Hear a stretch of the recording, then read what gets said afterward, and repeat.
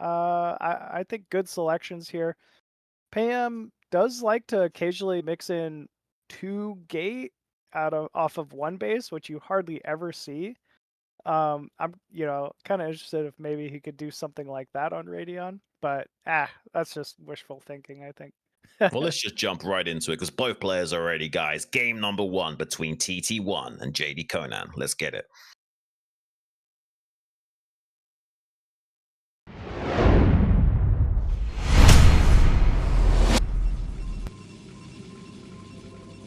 Alrighty, spawning bottom right side of Radeon as the red Protoss from Canada. It is TT1. And his opponent in the bottom left, representing the Zerg race, it's JD Conan from Bolivia. They did end up getting those horizontal spawns, Shun. Can you imagine if he 11 hatches? Oh man, I would never be able to forgive myself if I decided to 11 hatch in this situation. I've done it. Zealot I'm rushed. not gonna lie, I've done it. I'm like, man, why did I do that? Oh yeah. It is what it is at the end of the day.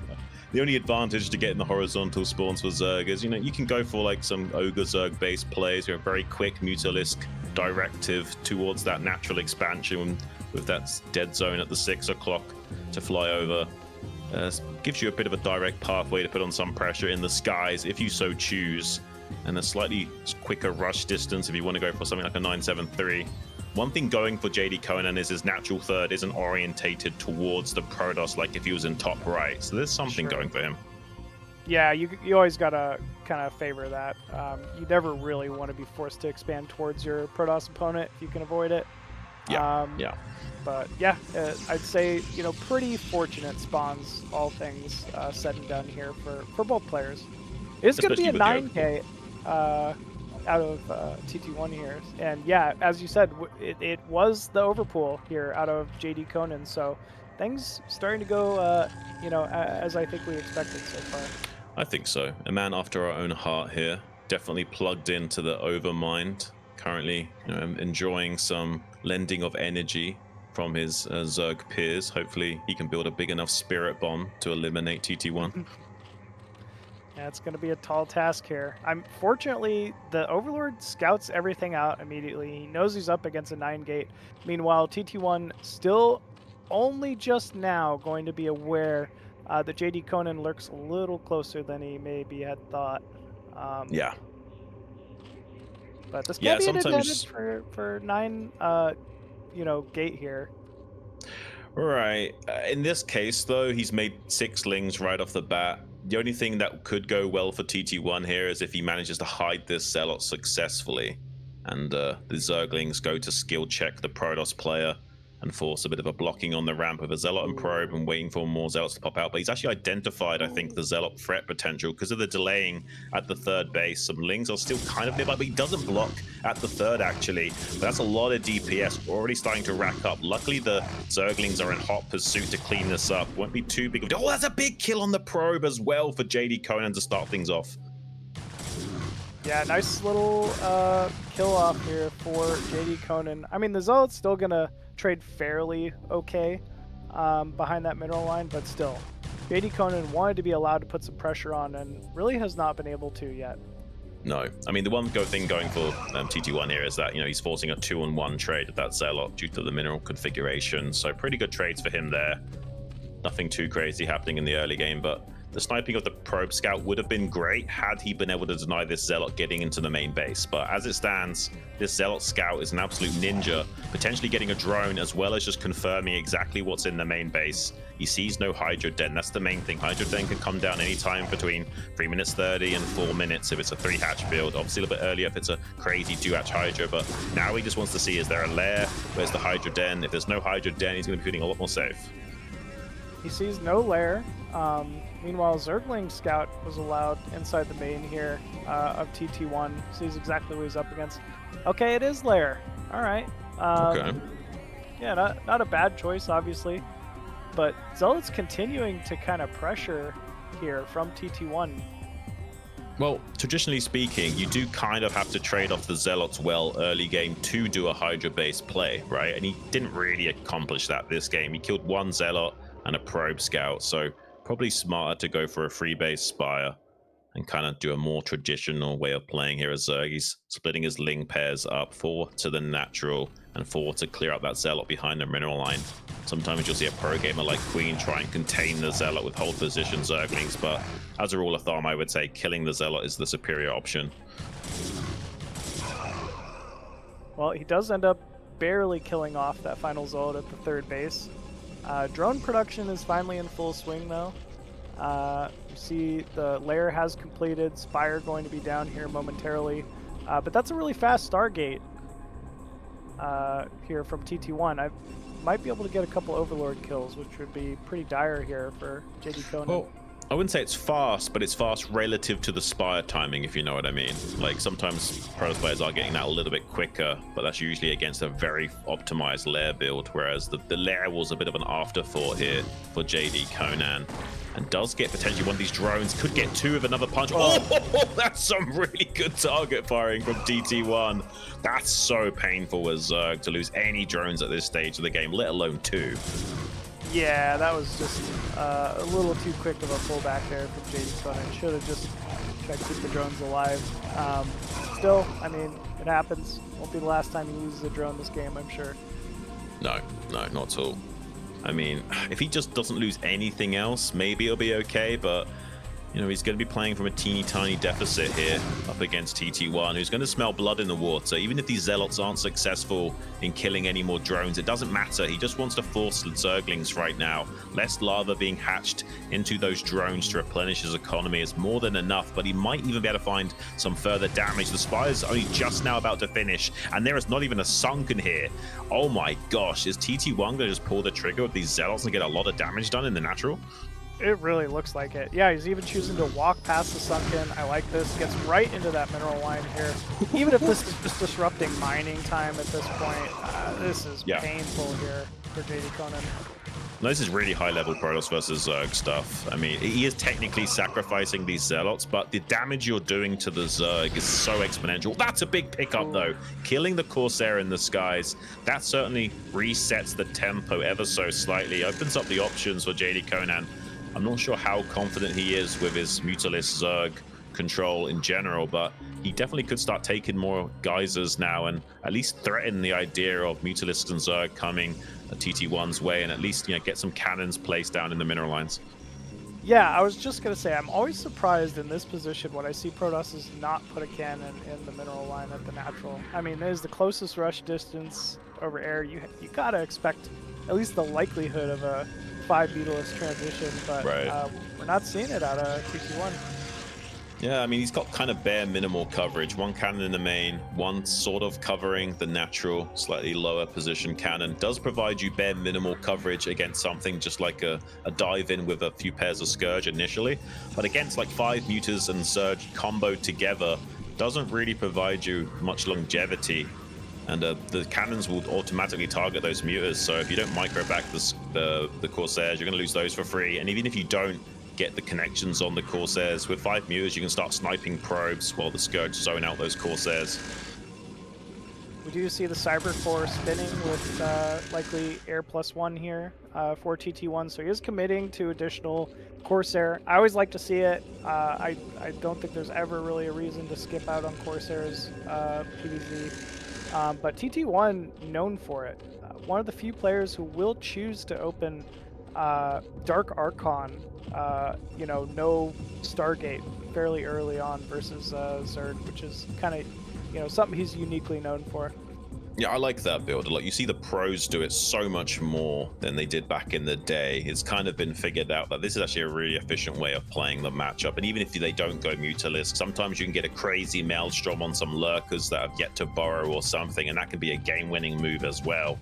And some Zealots pressuring the natural third. I don't think they're going to accomplish too much here. The SimCity's pretty good with a sunken. With good drone drilling, you should be able to force a turnaround from TT1 here. Does manage to do so and catches a couple of Zealots on the tail end of that. So far, so good for our Zerg from Bolivia here. he might be able to stabilize the game state going forward and make this into a better and better position as time rolls by. But he hasn't got that many drones, so like 35 drones max here. Yeah, I mean, he is starting to, or at least continuing that drone production, but I feel like he just felt like he needed that Hydra production just to kind of survive this possible timing here from TT1, which he's done. So he's got to actually be feeling pretty good about his position at the moment. That is a lot of Hydras there, Shun. Well, it's pretty Zerg versus Protoss 101. You know, get 2 control groups of Hydras roughly for the Zealot Templar phase. You know, 1 control group at each base. That will protect you against any Corsair harass and also allow you to, you know, stop any Zealot pressure in its tracks. And eventually, when the Templar are ready to start coming across the map, you can, you know, bring those Hydras to bear and start forcing out storms and slowing down the advance of the Protoss and baiting out those precious splash damage spells before it gets to your, you know, SimCity and mineral lines. That's when it becomes really a nightmare for Zerg. I'm sure that he'll soon surge in a crazy amount of Hydra production with those 6 hatcheries, but I'm hoping he's using this time now to wisely squeeze out enough drones to go up to maybe like 45 or so. Yeah, I mean, the drone saturation looks pretty good for the 3 bases at the moment. I think he's fine. He's, you know, we're seeing the last few drones probably come out. What I'm wondering is this a muted transition, or are we going straight into Lurker? You know, he knows there's Corsairs on the map, but still, not many. You know, we're seeing 5 Corsair that could easily be dealt with a handful of Scourge, and then would allow JD Conan to, you know, maximally utilize these Hydras by picking off the Templar ahead of time. But no, it is going to be Lurker, which I think JD Conan favors in this matchup. Okay. Well, I mean, it is a good option. I mean, there are sometimes timing windows for the Protoss to exploit and get on top of you just as those eggs are hatching. It's especially why JD Conan's being smart right now, pressuring with the Hydras just to keep the focus on dealing with these, potentially sniping, you know, some high Templars or baiting out a few storms. He wants to buy as many precious seconds as possible for these Lurkers to finish hatching. Pure Hydra might fall to this army. Finally, the Lurkers are out, and that will really help against these Zealots now. Good spreading of the Lurkers. That was a really beautiful initial storm from TT1, but it seems like the Lurker timing was gone. Yeah. He stormed his own Corsairs, unfortunately, so all those Corsairs are completely beat up at the moment. Oh, he's losing more! Yeah, JD Conan saw it. You know, there's absolutely no observers yet on the field here, so TT1 kind of realizing he maybe called the wrong tech tree here from JD Conan. Oh, that High Templar snipe was crazy good as well. There was so much energy on that High Templar went down. He's losing the Corsairs for free on top of it all. I mean, this is not looking good for TT1 in terms of, you know, unit trading and unit control. Although he has identified this base in the top left, the last remnants of that Corsair fleet now biting the dust. If he can find a good attack vector here, get on top of these Lurkers, that's going to be crazy. He's trying to snipe the Observer. Can he get it? Observer's just barely living. He finally snipes it with the spines, though, so that will sandbag and slow down this push. He has to wait for another Observer unless he wants to be super cocky and rotate round to either the 4th or the 3rd. Yeah, I think the rotating to the 4th is the right call, but we already see 4 Lurkers on the top of that ramp. If JD Conan chooses to, he could just build a couple eggs too and completely wall this off. But you might even welcome the weakened Protoss here. I think so. I mean, getting a few Templar Zealot kills with the Lurkers is a great opportunity there. Just, you know, weakening the head of the Protoss is so important. You don't want them to get a crazy death ball that just bowls you over like a StarCraft 2 army.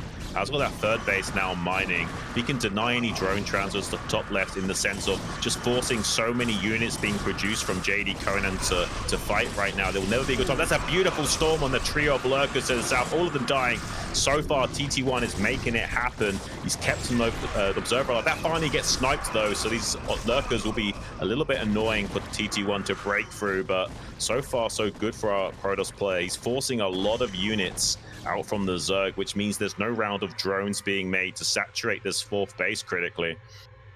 Yeah, absolutely. I mean, really, TT1's doing a great job kind of pulling around the Zerg in the center, getting the better of the trades. I'm seeing another Observer come in here, though, but JD Conan is all over these Observer snipes. Just one more hit, though. He didn't quite finish it off that time. You cursed him, Machine. Yeah, that's that commentary curse, man. Yeah, I can't help myself. It is what it is. I think. He is finally getting a drone transfer up here, though. That's a pretty good move. He found a tiny window there to squeeze out some drones, but will he be punished for it? Some lurkers here trying to get to the safety of this bridge and the sunken colonies at this natural third. He has got a few storms to back this up. There's one single low HP observer to force the issue. If he can target that down, that'd be fantastic. Hydras are trying to get over there to do so. But the lurkers are falling by the wayside, finally killing that observer. Can he get some good storms on these units? The answer is yes to that. These trades from the Protoss are absolutely monstrous. Although there is still an opportunity here for JD Conan to run away with this game if he can just clear up these forces without taking any more damage. But I think, unfortunately, he's still just getting a little bit out-traded by TT1 so far. I mean, it's not much left here for TT1, to be fair. Yes, he killed the Evo chamber, but supplies are evening. I think it's mostly drones right now. Yeah. I think that's like 50 plus drones in total.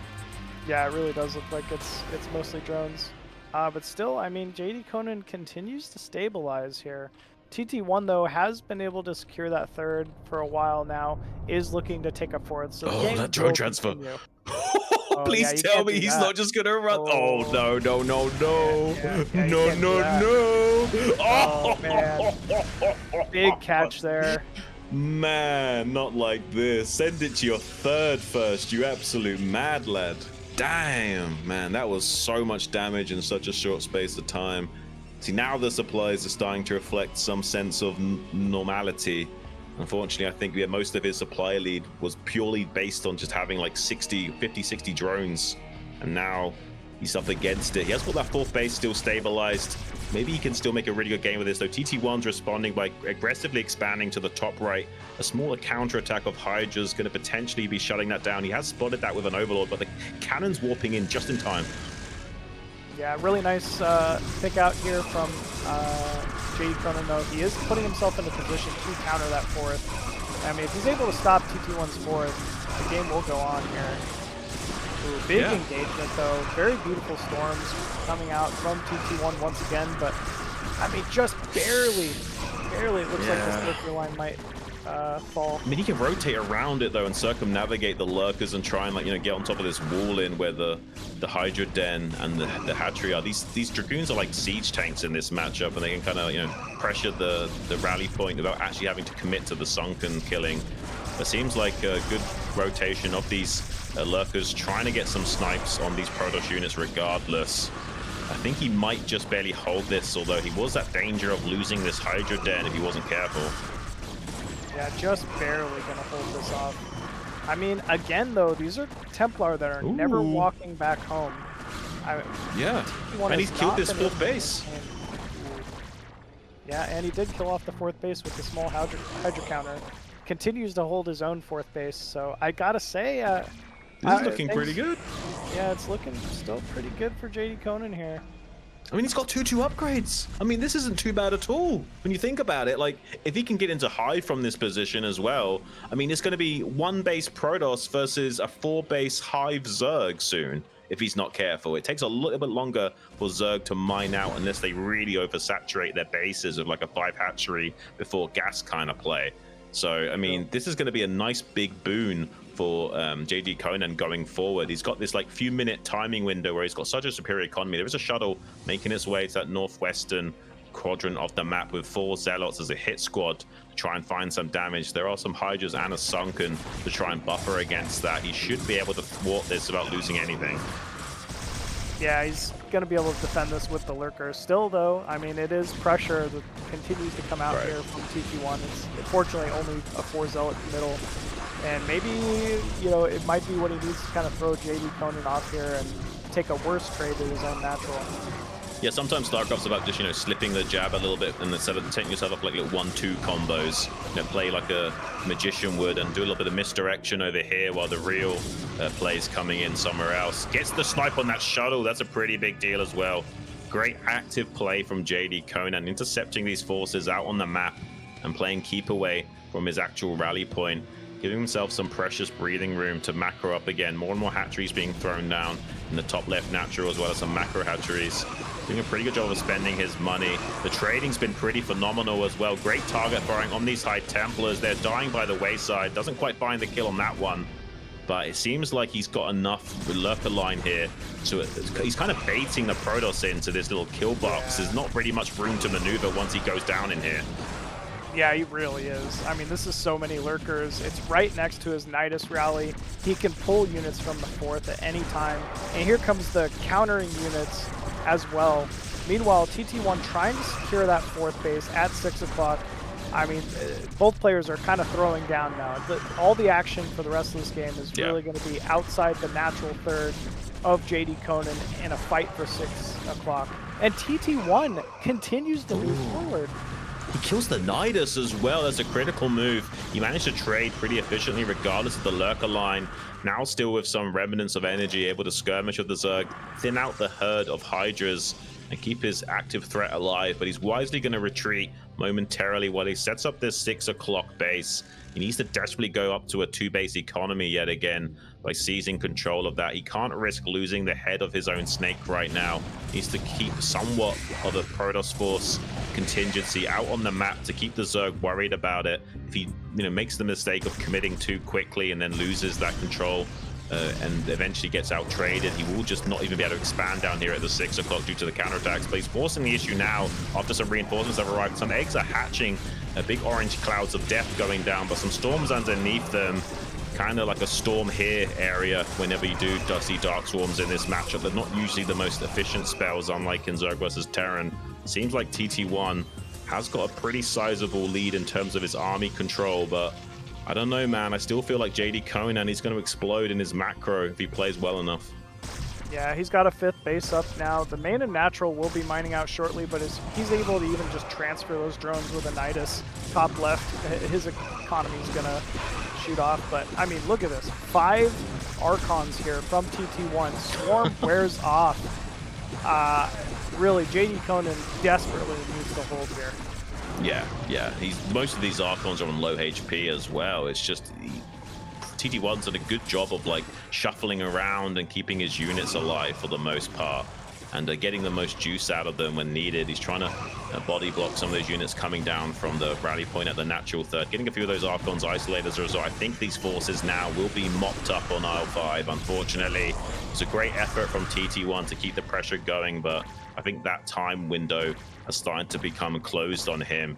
It's now going to be a 2-base Protoss versus a 3-base Zerg yet again, and kind of the game state is reset, although now the Zerg has hive tech, so those crack upgraded Zerglings with the adrenal glands are going to be a problem. But the main issue is once Plague is fully operational, once you start blanketing the Protoss army with that red goo, that hot chili sauce, it makes the cracklings really come online in a big way and get maximum value out of the Zerg units. Yeah, I mean, like you said, cracklings would be huge here. These trades, as the minerals run out for TT1, are just going to get worse and worse, especially once the plague starts hitting. Yeah, I mean, you can tell. I don't blame him at all, honestly. Like, it seemed like he had a fighting chance there, but really he was pretty much semi all in that entire time, just trying to ram it down and get the job done. As soon as his 4th base got counterattacked and taken out, TT1 wanted to try and isolate his win condition and go for it and not even try and play a wider game. And I can't really fault him. Like, he was kind of defending by attacking with that 6 o'clock base attempt. But as soon as his army dies, he knows there's no way of holding off the counterattacks. Yeah, for sure. I mean, at some point, he just needed to dedicate some units top right. Maybe take the main instead of that, lower ground 4th base top right, and the game could have continued. But yeah, good decision making from JD Conan. Like we said, we knew he was a big fighter going into this. We knew it was going to be a problem for TT1. So yeah, he's looking off to a good start. I would say so. I mean, to be honest with you, that game was a little bit messy. Like, that could have gone a lot worse for him than it did, but it did look a little bit messy, all things considered. He lost a few drones, for example, at the 3rd to the Zealots early on. That was no stretch of the imagination a clean victory for JD Conan. So the fact that he was able to hold his own and make it into such a good game, that really does make me think, hang on a minute, he probably will win this series. Because think about this, even if he loses on Eclipse, he's got Dominator in game number 3. That's a very Zerg favored map against Protoss. Yeah, I love that map, ZVP. You know, 9 hatch openers are so strong on 3-player maps like that. So, Yeah. yeah, it could be cool to see JD Conan do something like that, or just continue on with the overpool like we've been seeing, which you kind of expect as well. So either of those are good. We're jumping right into it though. Game number 2 on Eclipse. Let's get it.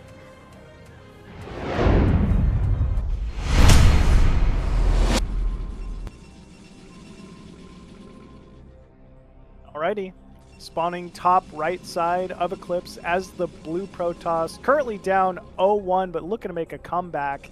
It is TT1. And his opponent in the bottom left, always improving, always on that grind side. It's JD Conan as the red Zerg from Bolivia. I've been really excited watching this guy play. He's really just come a crazy distance from where he started off. It seems like he's going to be, you know, on trajectory to escaping Earth's orbit at this rate. Yeah, I mean, he continues to improve season after season here on BSL.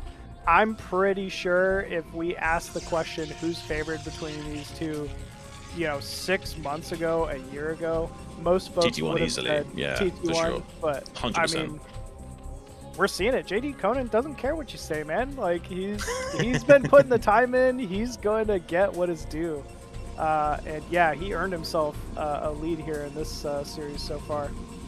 Yeah, I would definitely say so. Now, is this going to be a 10 forge, or is this going to be just a gateway expand here? Looks like it will be a gateway based on where the probe is orientated, and it is going to be that. We'll be curious to see if he wants to do anything sneaky here. Sometimes you can do a little bit of a tech-tail play and get a second gateway earlier on and do kind of like a mini-based build where you're getting, you know, your speed and your +1 a teeny tiny bit earlier to try and bowl over the Zerg with a slightly higher count of Zealots. He certainly could go for a play like that to try and throw JD Conan off. It did seem like JD Conan was barely hanging on by a thread at some junctions of that game. Maybe TT1 just needs to turn the heat up a little bit. I like that call out, Sean. I really, the occasional times that I run into TT1 on ladder, he 9-gates because he's good at 9-gating. He has incredible multitasking. It is not like at any point a weakness to him to open 9-gate. So I mean, why not? Do what you're good at. Right. I'll tell you, like, if I faced TT1 in a series, I'd hope to God he'd go Forge expand, because I don't want to deal with those zealots. Like, you know what I'm saying? Like, I know what you're saying. For sure. So, you know, JD Conan, though, what I love to see from him is he never, ever gets greedy. We're seeing, 4 Zerglings to open up here. It was 6 the previous, game. He really likes to shut down pressure and shut down pressure really hard. Well, this is Zealot game theory, as in the player Zealot is Z-E-L-O-T. He used to, always never drone scout, but always make 4 Zerglings to kind of compensate by having that extra drone mining. And that's certainly the kind of thought process that JD Conan's gone for here. Not only does it allow you to potentially kill this probe scout quicker, but it makes you super safe against the initial Zealot, regardless of the opener from the Protoss player. The only thing you're kind of hoping it's not is like a Nexus first or something, but you can still play from behind against something like that. For sure, for sure. And JD Conan going to be happy to see that, it is not that Nexus first once again, but it also means he's got Zealots heading his way. One single Zealot pressuring the third at the moment. Good probe harass, though, from TT1 as expected. Looks like JD Conan going to be forced to move in with his first 4 lanes. Back that Zealot behind the mineral, as we've seen time and time again here out of TT1. Yeah, he kind of botched a little bit the flanking of the 2 Zerglings on either side, but he just wants to get rid of the Zealot super early. He still managed to clean it up pretty efficiently, only losing a couple of Zerglings and taking some red HP on those. It's not really that big a deal when all's said and done. He's intercepted these other 2 Zealots that are currently making their way downtown as well, so he'll optimize his defense against that. Some Zerglings also starting to pressure the natural of TT1 and keep this probe and Zealot on the ramp rather than sending the Zealot out to reinforce. Kind of like, doing a bit of a skill check there. Gateway first requires a lot more decision making and behavior tree understanding from the Protoss, so usually the Protoss player is pretty confident when he goes for a build order like this, and so can kind of throw out some skill checks along the way. I mean, speaking of throwing out skill checks, one thing I was just thinking is this, past season of ASL, we saw Sulky open Ling Speed ZVP time and time again, especially versus this 9-gate opener. Would have been nice to see like these 4 Zerglings with speed running by TT1's main right now, and then, you know, an additional 10, 12 Lings just cleaning up the Zealots at the natural.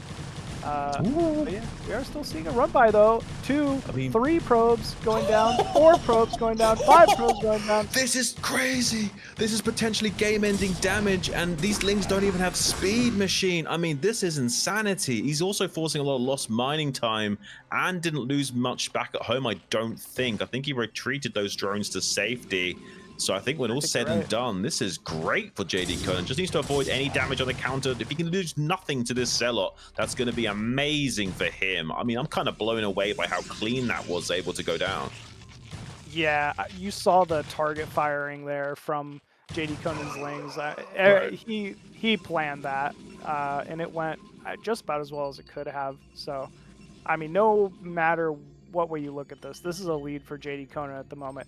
There is still potential damage on the map though for TT1. We see 2 Zealots sharking around the south side, likely looking to, you know, get on the mineral line here of JD Conan's natural, but it gets scouted out. I mean, this is really great from JD Conan. Like you say, he's not taking any risk. He's got a few Zerglings ready to pressure the natural and keep track of that, but he's also got 7 Speedlings that down here at his rally point, preventing any kind of counter damage. I'm just loving his play right now. This is really high-level stuff. Is he the foreign Sulky? He might be the foreign Sulky, man. I mean, he's playing like it today. I'll say that much. It certainly seems like it, man. It's really impressive. And yeah, TT1, he has no scouting information. We need to point this out. Like, this matchup is all about scouting information and information warfare, and the Zerg naturally has the advantage. The onus is on the Protoss to constantly probe scout, constantly dip a Zealot in there, and at the very least get a Corsair to confirm everything when all said and done. But the Corsair's been a little bit delayed in this game. At 6 minutes 30, it's only just now starting to make its way out onto the map. He has no idea what the follow-up here is from JD Conan. So he's going to have to hedge his bets a little bit and play a little bit unoptimized just to make sure he doesn't die to something crazy. Yeah, I mean, fortunately, he is just going to see 5-hatch Spire, so it's not like it's anything out of the ordinary. It's exactly what he faced the previous game. But yeah, okay. Good reaction time there. Makes my heart skip a beat when I see that, man. Like, even though I'm a Zerg player, I kind of feel for Protoss players. They lose their first Corsair for free. I can't even imagine the mental pain that must be. Yeah, I mean, that's got to be a challenge to start off with. But at the same time, if you hang on to all of them and get a pretty fast 5-6 Corsairs with +1, that's got to be a pretty good feeling too. They're a pretty good unit. Yeah, just not mowing down the Scourge. He's using his Scourge to full effect here. It's very common. I mean, players like Hero and Sulky do this all the time, using their Scourge to scout. They do have the shortest sight range in the entire game, but it does help you, utilize them to figure out exactly what the Protoss is up to. How many gateways is he pumping out, and at what time is he getting that +1 upgrade on his air early on? Does it keep spinning because he wants to get a fast Dragoon Singularity Charge range upgrade? That kind of thing. It just helps to know exactly what the timings of the Protoss player is going for here. Absolutely. And as you said, he sees a blinking Stargate. That core is blinking as well. There is Corsair once again being invested in here by TT1. With a player that is known for going such fast Dark Archons, it's always a possibility, but JD Conan is prepared. Yeah, does take out one of those Scourge, but he saves one of them. Yeah, not a bad pickup here. Still, we're seeing supplies pretty close between these two. And it is 5-hatch Hydra transition from JD Conan, so looking to at least defend the early 5-gate Zealot pressure from TT1. I think the second gas was ever so slightly quicker for JD Conan this game, so I'm curious, is the Lurker tech going to be a little bit faster or anything like that? Or if he's just going to let that gas bank up for later on. I mean, Zergs do that a lot, where they just let their gas go all the way up to 800 or so and don't really mind too much. But they could also dump it all into Mutalisks and Scourge if they want to. But like you said, it doesn't seem like JD Conan favors that style. It's going to maybe lose 1 or 2 of these Overlords for free due to not having much to screen against that Corsair fleet. So a little bit of a win here for TT1 picking off some of these. Yeah, nice pickup there. We're still not seeing Overlord speed, so You know, there could potentially be more Overlord pickups here even for TT1. Speed just now finishing legs for TT1 Zealots, and we do see a Zealot Archon move out here. I think this is just a poke. He's kind of just making sure there's no mutas in play, and then he'll likely just back up once he gets a good idea of the Hydra count. Yeah. Yeah, JD Conan absolutely prepared. Lots of Zerglings and Hydras. Oh, man, come on.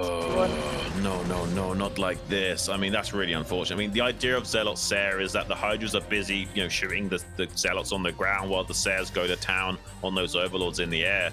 But in that case, he didn't even pull back his Sairs after the Zealots realized there was no surface area to work with on that tight ramp.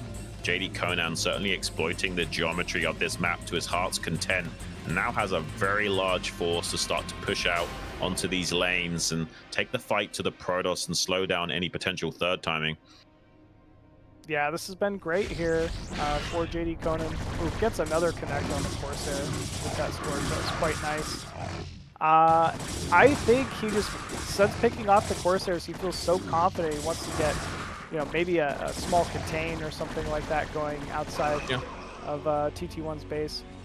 I think a soft contain is more than reasonable. Yeah. What I would be afraid of right now is TT1 is a muta switch, right? Like, he's got the Vespian gas. 6 mutas would make TT1's life hell at the moment.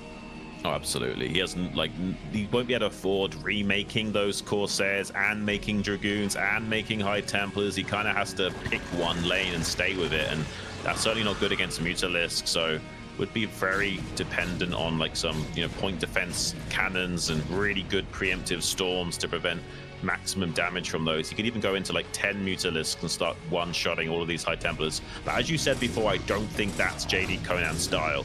I think he's just going to power up crazy amounts of Hydras and eventually get crazy amounts of Lurkers as well, as playing as wide as possible by getting this 4th base online. We might even be seeing a Lurker morph to the north-left. Oh, we are. Yeah, northwest. Yeah, I mean, that's can't be good. Observer timing is great, though, from TT1 here. And he might be able to break this contain just before it's about to get started.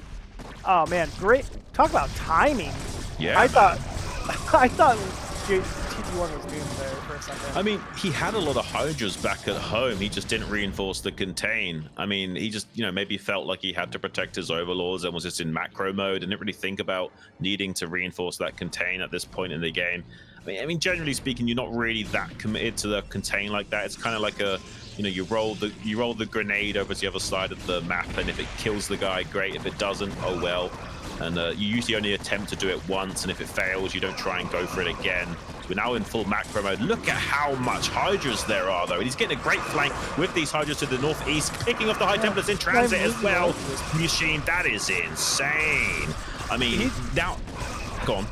He didn't even use the Lurkers for that whole engagement there. How crazy is that? Just the pure amount of Hydras were enough. Wow.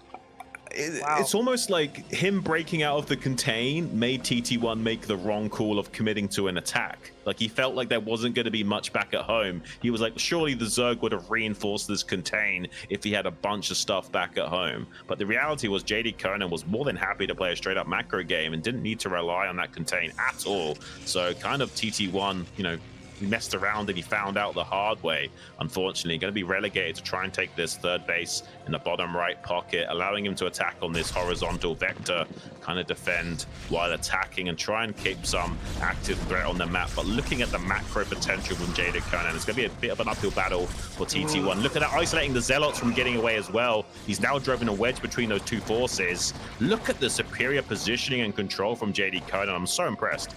Absolutely. I mean, he definitely just cut those units off, shaved off yet another, you know, 10 supply from the Protoss army while securing that 4th base. He's already got gas at the 4th base. Crazy. I mean, JD Conan owns his side of the map for sure.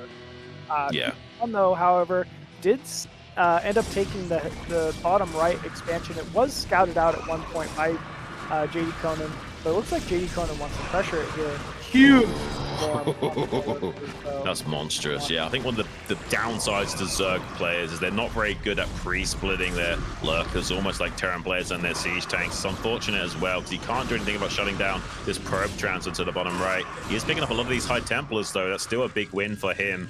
Doesn't really necessarily matter that he can't stop the probe transfer. He's getting into Hive, which is pretty much all you need to do if you can't kill the third base anyway. So he's already in a good line to counter this third base timing despite all that.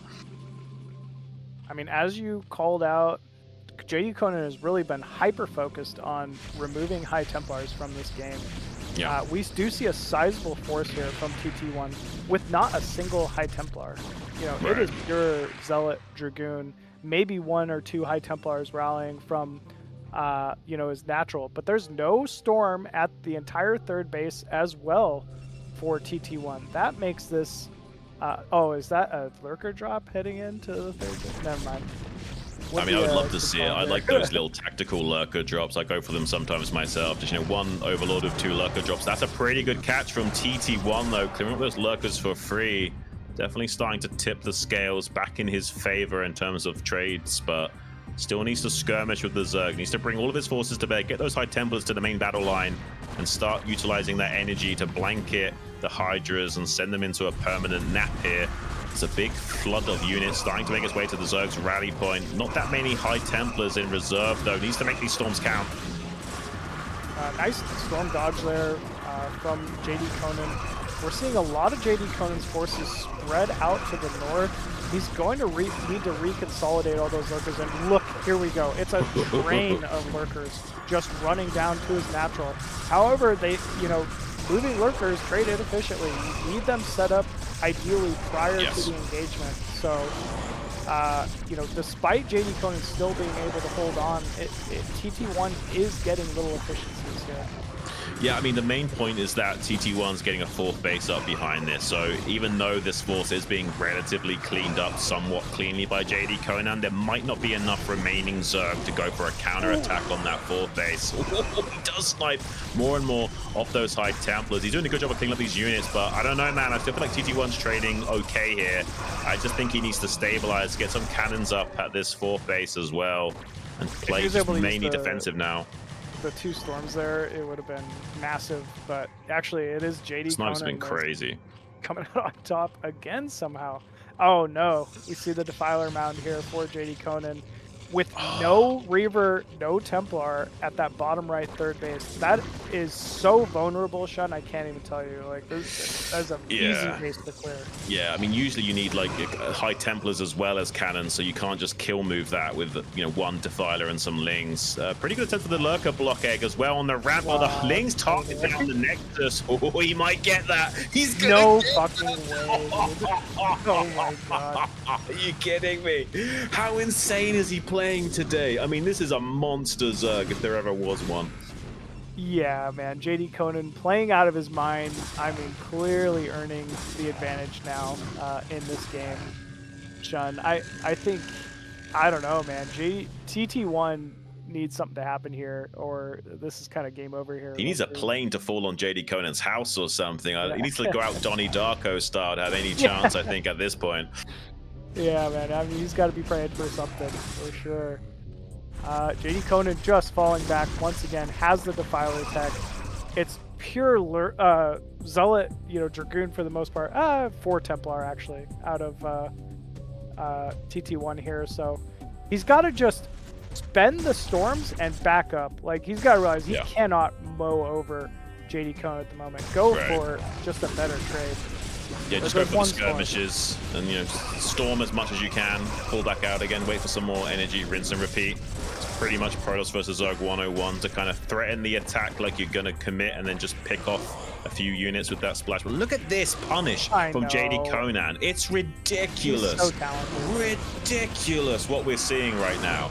And TT1 just can't keep up with it. He's so used to like storming and pulling back and then going back to macro and that not happening. You know what I mean? Oh, absolutely, man. Like, meanwhile, time and time again, anytime the 2 armies clash, JD Conan will follow you with a group just to pick off Templar. every single time. And here we go. No Storm at the third base here for TT1. We're seeing a Defiler and a couple groups of Zerglings moving down towards the south. Oh, never mind. They're just sitting there. He's just chilling for now. A little bit distracted elsewhere, it seems, but it would be crazy because I'm off all that off. Does snipe down that High Templar with the crazy Adrenal DPS. Here comes the Plague. Look at the chili sauce dousing those Protoss. I mean, that's the spell that really makes this matchup crazy. Until there's lots of Reavers, Plague will reign supreme. And TT1 are feeling a little bit desperate right now. Needs to make something happen soon. He's trying to break through to this natural third maybe and force the Zerg to trade into a little funnel, but it seems like there's more than enough Zerg to play cleanup right now. And a big counter, big counter attack at that fourth base as well. Look at that play from JD Conan machine. This is insane. Yeah, no Reaver, no Storm. That is a dead base, Shun. Absolutely. I mean, using the Nidus to reinforce lurkers, more and more Templar fall. GG is called there from TT1. And it's going to be JD Conan moving on. Wow. He's pumping his fists at the end there, doing a little jig in his chair. He's definitely feeling the vibes today, and well, he should. He played absolutely out of his mind. I don't feel too overeager in calling him the foreign soul key. That was ridiculously good play for the current caliber that he's in. And who knows, man, this guy, like, the sky's the limit for his potential. You know, if he keeps going on at this rate, come next year or the year after that, he could be an even more tenacity of a force to reckon with. Yeah, looking like a big threat, you know, to BSL here. JD Conan playing very well. It definitely has his own style, right? We're seeing in an era where we see so many Zergs going for more of a muta-heavy ZVP. He's content with just, he's going to outmake Hydra and try to go for big lurker contains and, I mean, just continually trade well. Great unit control. He was relentless with the Observer snipes, the Corsair snipes, the High Templar snipes. And it was ridiculous. He really was, man. He's looking very strong. Yeah, he's gonna end up facing the loser of DeWalt versus Terror. So, I mean, his tournament's not going to get any easier for him as he continues to move on here. Well, I have a feeling he's going to get Terror, you know. I reckon DeWalt is going to get the better end of that. And DeWalt is almost pro gamer level.